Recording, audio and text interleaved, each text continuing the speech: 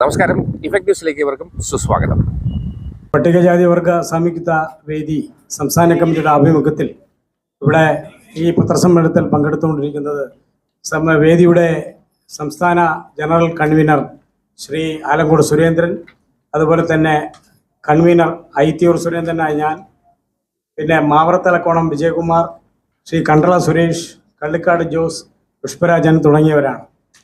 നമ്മളെ അടുത്തിടെ ഉണ്ടായ 3/8/82 കോൺക്ലേവിൽ, സിനിമാ കോൺക്ലേവിൽ പട്ടികജാതിക്കാരെയും സ്ത്രീകളെയും പിന്നെ സിനിമ എടുക്കാൻ കഴിയില്ലെന്ന് ആക്ഷേപിച്ച അടൂർ ഗോപാലകൃഷ്ണനെയും കൂട്ടത്തിൽ സപ്പോർട്ട് ചെയ്ത ഈ ശ്രീകുമാരൻ തമ്പിയെയും അതുപോലെ തന്നെ നടൻ മുകേഷിനെയും പട്ടികജാതിപ്പെട്ടവർക്ക് പീഡന നിരോധന നിയമം അനുസരിച്ച് അറസ്റ്റ് ചെയ്ത് ജയിലിലടയ്ക്കണമെന്ന് ആവശ്യപ്പെട്ടുകൊണ്ടുള്ള പ്രസ് മീറ്റിംഗാണ് ഇവിടെ നടക്കുന്നത്.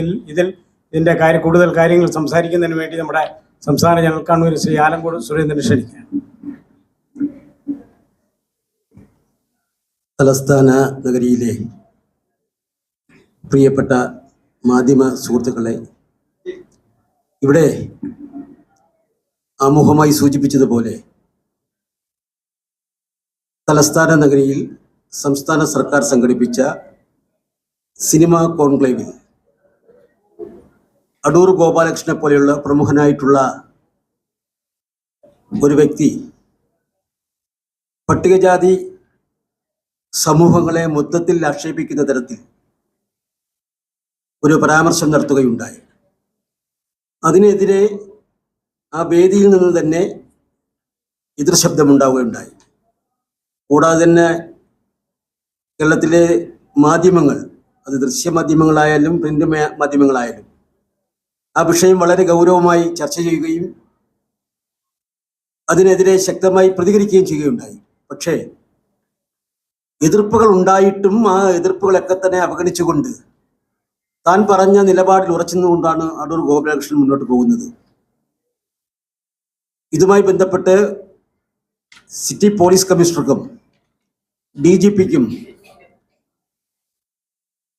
ഈ മീറ്റിംഗ് നടന്ന മ്യൂസിയം പോലീസ് സ്റ്റേഷന് അതിർത്തിയിലുള്ള മ്യൂസിയം പോലീസിനും ഞങ്ങൾ പരാതികൾ നൽകുകയുണ്ടായി. ആ പരാതികൾക്കനുസരിച്ച് കേസെടുക്കുവാതെ അതിന് നിയമോപദേശം തേടി കേസെടുക്കുവാതിരിക്കുവാൻ വേണ്ടിയുള്ള പരിശ്രമമാണ് പോലീസിന്റെ ഭാഗത്തുനിന്നുണ്ടാകുന്നത്. അതിന് ഗവൺമെന്റിന്റെ ഭാഗത്തുനിന്നും പിന്തുണ ഉള്ളതായാണ് ഞങ്ങൾക്ക് മനസ്സിലാക്കാൻ കഴിയുന്നത്. അതുകൊണ്ട് തന്നെ വരുന്ന സെപ്റ്റംബർ മാസം 2-ാം തീയതി ഇവർക്കെതിരെ നിയമ നടപടി സ്വീകരിക്കണമെന്ന് ആവശ്യപ്പെട്ടുകൊണ്ട് പട്ടികജാതി പട്ടികവർഗ സംയുക്ത വേദിയുടെ നേതൃത്വത്തിൽ DGP ഓഫീസിലേക്ക് ഞങ്ങളൊരു മാർച്ചും ധർണയും സംഘടിപ്പിക്കുന്നുണ്ട്. അതോടൊപ്പം തന്നെ അദ്ദേഹത്തിന്റെ ഈ ചെയ്തികൾക്കെതിരെ അദ്ദേഹത്തെ ജനകീയ വിചാരണ ചെയ്യുവാൻ വേണ്ടിയുള്ള തീരുമാനവും ഞങ്ങൾ എടുത്തിട്ടുണ്ട്. നമുക്കറിയാം, മലയാള സിനിമയിൽ നിരവധി വിഷയങ്ങൾ ഉണ്ടായിട്ടുണ്ട്. അതിലൊരു ഭാഗത്ത് പട്ടിക വിഭാഗത്തിൽപ്പെടുന്ന ആരെങ്കിലും ഉൾപ്പെട്ടാൽ അവർക്കെതിരെ കേസെടുക്കുവാൻ പോലീസ് കാണിക്കുന്ന ഉത്സാഹം നമുക്കറിയാം. ഏറ്റവും അവസാനം വേടൻ എന്ന് പറയുന്ന ഒരു കലാകാരനെതിരെ ഒരു വിഷയമുണ്ടായി. അദ്ദേഹം ചെയ്ത കാര്യങ്ങളെ പറ്റിയൊന്നും ഞങ്ങൾ ന്യായീകരിക്കുന്നില്ല. പക്ഷേ അദ്ദേഹത്തിനെതിരെ ലുക്കൗട്ട് നോട്ടീസ്, അദ്ദേഹത്തെ അറസ്റ്റ് ചെയ്യുവാൻ വേണ്ടിയുള്ള ശ്രമങ്ങളൊക്കെ തന്നെ പോലീസിന്റെ ഭാഗത്തുനിന്നുണ്ട്. മറിച്ച് മറ്റ് സിനിമാ മേഖലയിൽപ്പെടുന്ന ആളുകൾ, മറ്റ് ഇതര വിഭാഗത്തിൽപ്പെടുന്ന ആളുകൾ എന്ത് ചെയ്താലും അതിനെതിരെ കേസെടുക്കുവാനോ അവർക്ക് വേണ്ട എല്ലാ സൗകര്യങ്ങളും, ഒളിവിൽ താമസിക്കാനുള്ള സൗകര്യങ്ങളൊക്കെ തന്നെ പോലീസിന്റെ ഭാഗത്തു നിന്നും അധികാരികളുടെ ഭാഗത്തു നിന്നും ഉണ്ടാക്കി കൊടുക്കുന്നു. അങ്ങനെ ഇരട്ടത്തപ്പാണ്, ഇരട്ട നീതിയാണ് ഇന്ന് കേരളത്തിൽ നടക്കുന്നത്. ഈ ഇരട്ട നീതിക്കുള്ള ഒരു പോരാട്ടമാണ് പട്ടികജാതി പട്ടികവർഗ സംയുക്ത സമിതിയുടെ നേതൃത്വത്തിൽ ഞങ്ങൾ നടത്തുന്ന ഈ സമരവും അതുമായി ബന്ധപ്പെട്ട് നിങ്ങൾ നേരത്തെ നൽകിയിട്ടുള്ള പിന്തുണയും തുടർന്നും ഞങ്ങൾക്ക് ഉണ്ടാകണമെന്ന് അഭ്യർത്ഥിക്കുവാൻ വേണ്ടിയാണ് ഞങ്ങൾ ഈ പത്രസമ്മേളനം ഇവിടെ നടത്തുന്നത്. ദീർഘമായി മറ്റു കാര്യങ്ങളിലേക്ക് നടക്കുന്നില്ല.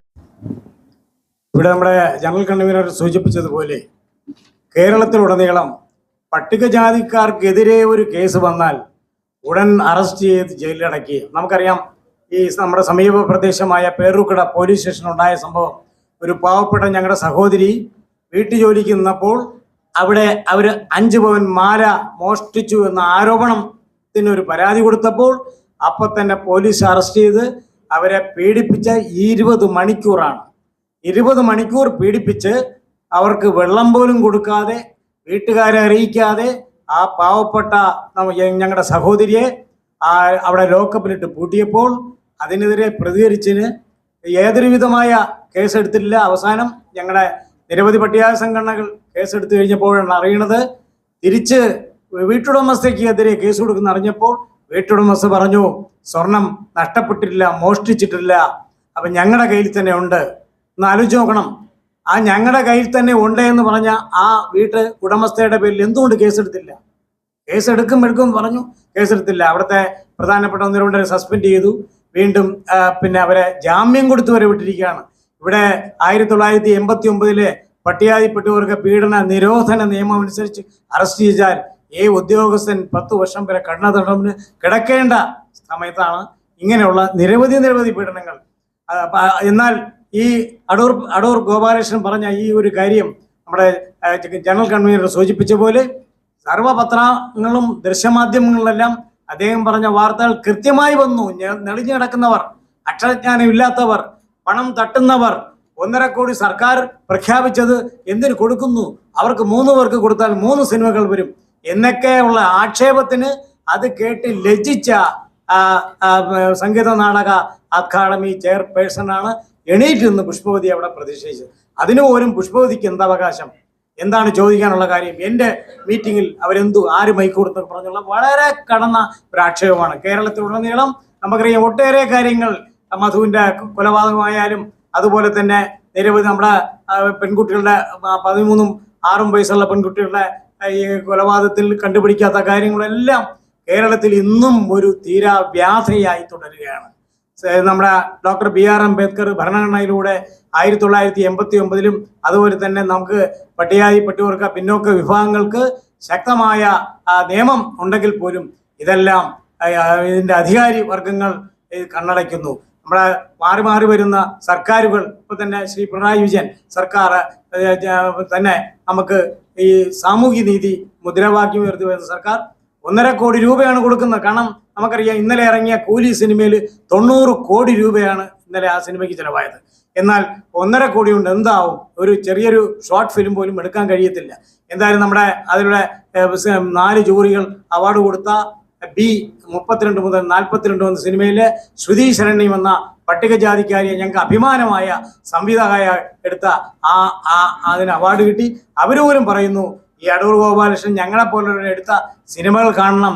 ഞങ്ങളുടെ ഇതിൽ സംഗീതജ്ഞന്മാരുണ്ട്, നമ്മുടെ അതുപോലെ തന്നെ രവീന്ദ്ര മാഷ്, നമുക്കറിയാം ഒട്ടേറെ ആളുകൾ സിനിമ എടുത്ത് വളരെയധികം പിന്നെ പ്രോജ്വലിച്ച് നിൽക്കുന്നവരാണ്. അവർക്കാണ് ഇങ്ങനെ അക്ഷരജ്ഞാനമില്ല, അവർക്ക് എടുക്കാൻ അറിഞ്ഞുകൂടാ, ഞെളിഞ്ഞു കിടക്കുന്നവരാണ്, ഈ വിവരം കെട്ടവരാണ്, ഇവർക്കൊന്നും അറിയില്ല, എന്തിന് സിനിമ കൊടുക്കുന്നു, ഇതിന് കൊടുക്കുന്നൊക്കെ പറഞ്ഞ് അടച്ചാക്ഷേപിച്ചിരിക്കുന്ന അടൂർ ഗോപാലകൃഷ്ണനെയും അതുപോലെ തന്നെ അതിന് പിന്താങ്ങുന്ന കേരള സമൂഹം മുഴുവനും 3.25 കോടി ജനങ്ങളുണ്ട്. അതിൽ 3 കോടിയോളം ജനങ്ങളും ഈ അടൂർ ഗോപാലകൃഷ്ണൻ ഏത് ഉന്നതനായാലും അദ്ദേഹത്തെ അറസ്റ്റ് ചെയ്യണമെന്നുള്ള മനസ്സിൽ സൂക്ഷിക്കുമ്പോൾ മറ്റൊരു സംവിധായകനും ഗാനരചയിതവുമായ ഈ ശ്രീകുമാരൻ തമ്പിയും അതുപോലെ തന്നെ നടൻ മുകേഷും അതിനെ സപ്പോർട്ട് ചെയ്തുകൊണ്ടിരിക്കുന്നു. അതുകൊണ്ടാണ് ഞങ്ങൾ ഈ പട്ടികജാതി വർഗ സംയുക്ത വേദി ആവശ്യപ്പെടുന്നത്, ഇവരെ 3 പേരെയും നിയമത്തിന് മുൻപിൽ കൊണ്ടുവന്ന് അറസ്റ്റ് ചെയ്ത് കൽത്തുറുങ്കിൽ അടയ്ക്കണമെന്ന് ഈ സംയുക്ത വേദി ഒരിക്കൽ കൂടെ ഞങ്ങൾ ആവശ്യപ്പെടുകയാണ്. അതുപോലെ ഞങ്ങളുടെ വാർത്ത കൊടുക്കണം, അങ്ങും തൊങ്ങും തൊപ്പും പൊടിയും മാത്രം കൊടുക്കരുത്. ഞങ്ങൾ നടത്തുന്ന പല പത്രസമ്മേളനങ്ങളിലും ചിലപ്പോൾ പേര് വരും, ചിലപ്പോൾ സ്ഥാനം വരുമില്ല, പ്രധാനപ്പെട്ട പോയിന്റ് വരുമില്ല. കൊടുത്തൊന്ന് വരുത്തി തീർക്കാൻ വേണ്ടി ചില വാർത്തകൾ കൊടുക്കുന്നു. കഴിഞ്ഞ ദിവസം ഞാൻ നടത്തിയ പ്രസ് മീറ്റിംഗ് തന്നെ ഇതുപോലെ മാതൃഭൂമി മനോരമയും പിന്നെ ചന്ദ്രികയൊക്കെ കൊടുത്തില്ലെന്ന് പറഞ്ഞല്ലേ, കൊടുത്തവർക്കെല്ലാം വളരെ നന്ദിയുണ്ട്. പക്ഷേ എന്തായാലും എല്ലാ പത്രങ്ങളും ഈ സാമൂഹിക അനീതിക്കെതിരെ വാർത്ത കൊടുത്ത് സഹായിക്കണമെന്ന് അഭ്യർത്ഥിക്കുന്നു. കൂടാതെ തന്നെ ആലങ്കോട് പറഞ്ഞതുപോലെ ഞങ്ങൾ തന്നെ DGPക്ക് പരാതി കൊടുത്തു, കമ്മീഷക്ക് പരാതി കൊടുത്തു, പട്ടികജാതി വർഗ ഗോത്ര കമ്മീഷൻ പരാതി കൊടുത്തു, ഈ സംഭവം നടന്ന സ്ഥലത്തിന്റെ അധികാരപരിധിയായ മ്യൂസിയം സ്റ്റേഷൻ പരാതി കൊടുത്തു. പരാതികൾ ചോദിക്കുമ്പോൾ പറയണു യാതൊരു ഗവൺമെന്റിൽ നിന്നുള്ള നിർദ്ദേശം കിട്ടിയില്ലെന്നാണ്. ആ നിർദ്ദേശം കൊടുക്കണമെന്ന് ആവശ്യപ്പെട്ടുകൊണ്ടാണ് സെപ്റ്റംബർ 2 ഞങ്ങൾ ഏതാണ്ട് പിന്നെ നിരവധി ആളുകളെ അണിനിരത്തിക്കൊണ്ട് നമ്മുടെ സംഘടനയിലെ മുഴുവൻ ആളുകളെയും പ്രതിനിധികളെ അണിനിരത്തിക്കൊണ്ട് DGP ഓഫീസിലേക്ക് നൈറ്റ് മാർച്ചും ധർണയും നടത്താൻ ഞങ്ങൾ തീരുമാനിക്കുകയാണ്. ഞങ്ങളുടെ പാവപ്പെട്ട അർത്ഥ പട്ടിണിക്കാരാണ്. പകൽ സമയത്തൊക്കെ ജോലിക്കൊക്കെ പോകും. കാരണം പൈസയൊന്നുമില്ല, ഒന്നിനും നടക്കത്തില്ലല്ലോ. ബസ് കയറി വേണമെങ്കിലും കാപ്പി കുടിക്കണമെങ്കിലും പൈസ വേണം. അപ്പോൾ പകൽ സമയം 5 മണി വരെ ജോലിക്ക് പോകും. അപ്പോൾ ജോലി കഴിഞ്ഞിട്ടാണ് വരുന്നത്, എല്ലാവരും പങ്കെടുക്കുന്നത്, അല്ലെങ്കിൽ ആരും വരത്തില്ല. ഞങ്ങൾ രാഷ്ട്രീയ പാർട്ടിക്കാരുള്ള പോലെ ആൾ കൂട്ടാനുള്ള സാമ്പത്തികവും മറ്റു കാര്യങ്ങളും ഞങ്ങളുടെ കയ്യിലില്ല. അതുകൊണ്ട് ഈ പാവങ്ങൾ അപ്പോഴൊക്കെ വരുള്ളൂ. അതാണ് ഞങ്ങൾ 7 മണിക്കല്ലേ 7 മണി മുതൽ ഒരു മണിക്കൂർ ഞങ്ങൾ തീരുമാനിച്ചു. ഞങ്ങൾ DGP ഓഫീസ് ഉൾപ്പെടെയുള്ള പല സ്റ്റേഷനുകളിലും പകലൊത്തിരി സമരങ്ങൾ നടത്തിയിട്ടുണ്ട്. ഇപ്പോൾ വ്യത്യസ്തമായ ഒരു സമര രീതി ആവിഷ്കരിക്കുകയാണ്. അത് മറ്റാരെയും ബുദ്ധിമുട്ടിക്കാതെ ഈ വിഷയം ഗവൺമെന്റ് ശ്രദ്ധയിൽ കൊണ്ടുവരിക എന്നുള്ളതാണ് പ്രധാന ഉദ്ദേശ ലക്ഷ്യം. അതിന് വ്യത്യസ്തമായ ഒരു സമര രീതിയാണ് നമ്മൾ ഈ പ്രാവശ്യം ആവിഷ്കരിച്ചിട്ടുള്ളത്. വാർത്തകളും വിശേഷങ്ങളും ഇവിടെ അവസാനിക്കുന്നില്ല. കൂടുതൽ വാർത്തകളും വിശേഷങ്ങളുമായി വേണ്ടി കണ്ടുമുട്ടുന്നതിന് ഏവർക്കും നന്ദി. നമസ്കാരം.